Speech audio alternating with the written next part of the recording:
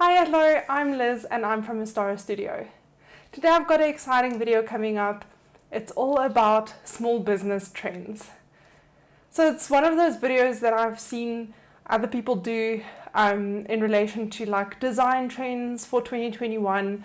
So I thought I wanted to put one together of small business trends.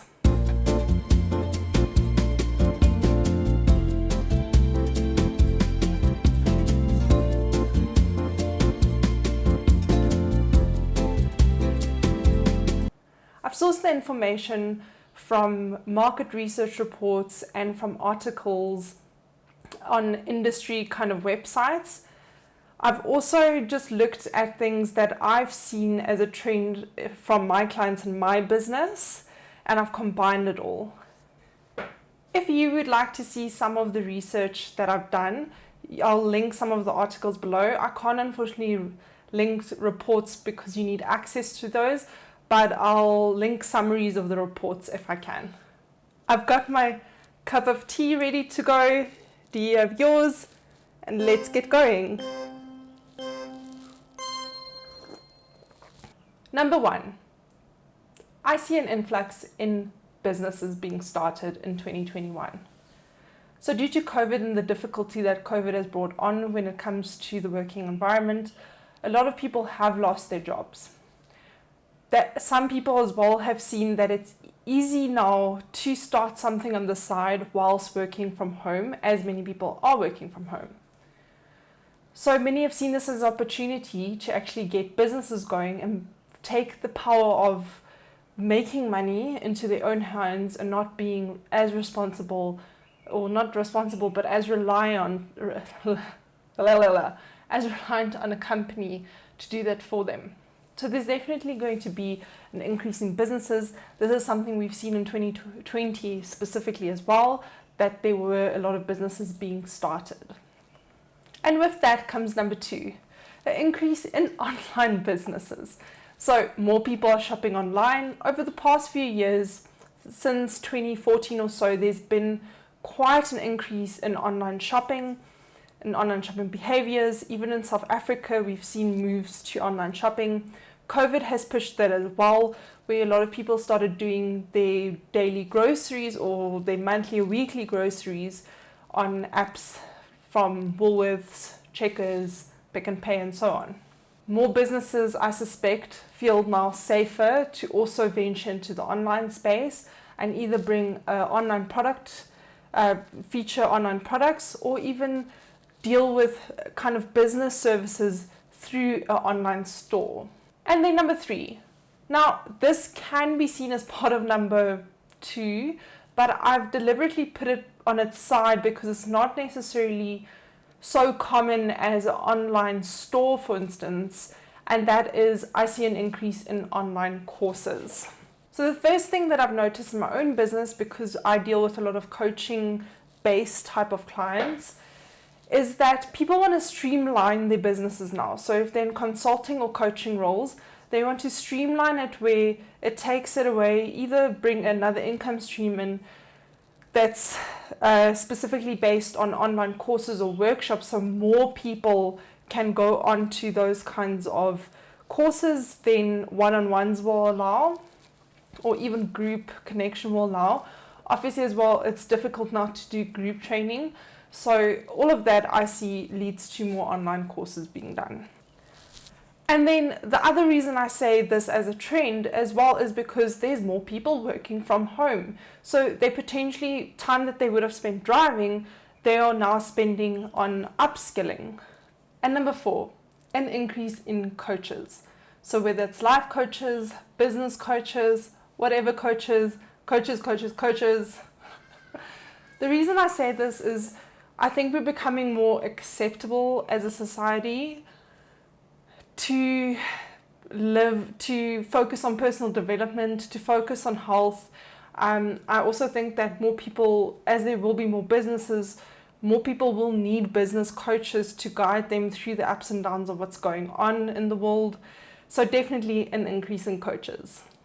Where there's a need, there's a demand. So definitely an increase in coaches. And this brings me specifically to a consumer trend. So where we are becoming more open to things like personal development and knowing that we need these things to succeed. There's also trends in consumption. So number 5 being more consuming purchasing power around things that are more mindful. So more mindful purchases from consumers, whether it's conscious consuming, so not consuming as much fast fashion, so making better fashion choices, or supporting local businesses because we want our local industry, our local environments to be empowered, or whether it's to specifically support small businesses. I also think, and this is something we've already been seeing last year, is that where am I? 1, 2, 3, 4, 5, 6. So number 6, a trend towards diversification when it comes to businesses. Before, we were more likely to niche into a specific market or into a specific product. Necessity has made it so that businesses have diversified income streams, and that's more so, I definitely think, in this year. And this one, number 7, comes with no surprise. Because of COVID and because everyone's working from home and because we rely on things like Zoom and Skype and Microsoft Teams, and that is an influx in video conferencing and webinars. I suspect there's 2 reasons why this specifically is happening. On the one side, obviously we are at home and we are dealing with online spaces. So yes, there's going to be an influx, but I think more people will see it as a marketing opportunity to make use of things like webinars. If there's also more online courses and more businesses moving online, then kind of video conferencing will go hand in hand with that. Online video conferencing will go up. Events aren't possible yet, so definitely we'll see more of these types of mass online events. Okay, and number 8. So people are suffering from digital fatigue, so this is why I've put this trend in here. There will be an influx in digital and social media marketing. This sounds a bit counterintuitive because if people are experiencing digital fatigue, why are businesses marketing more? But here's the thing. It's going to become increasingly difficult for brands to stand out organically. So from organic social media posts, if so many people are spending time online, that's the one thing. So it's going to become more difficult to rank organic higher than previously. But also it's also one of those things where if there's more small businesses entering the market, again, there's more competition.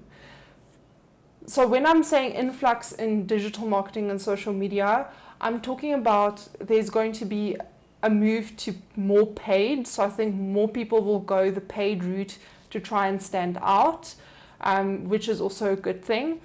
Or they're likely going to onboard a professional social media or digital marketing expert to also get that boost in their business. And that's it, folks. That's the 8 small business trends that I foresee for 2021. Remember to do the usual: like, subscribe, put that notification bell on. But more so, tell me in the comments which trend you think would benefit your business, or tell me what you foresee you think is a trend that will happen in 2021 for businesses. And then lastly, if you'd like to optimize your marketing but you're on a budget, please join the Building Brand Love community group. I'll link, it's basically a group that we started at Ostara Studio on Facebook for entrepreneurs and small businesses to try and benefit from free kind of information that's being put on the group. So if you want to optimize your marketing right now and you're on a budget, be sure to join the community group, and also join if you just want to reach out to other cool entrepreneurs and build your own network. Thank you. Bye.